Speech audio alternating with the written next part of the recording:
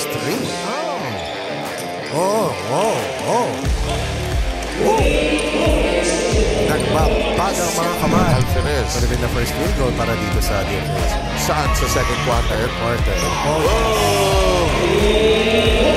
Sabi nga, Efren Batare. Initial win already for the Department of Justice.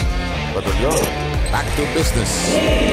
Started the juggernaut, aiming to finish the clincher 15th. Those two names, Padillon and Kumasing, helping out Natividad control. Just as we said, Sobra. Ang linis ng baril ni Torch. When we see his name. you know why, sir? Why? Because it's Adam. Wish by 7. Attorney Batalyon is too much. That's bad. The side. One more time around the block. Tres kaya? Oh, linis.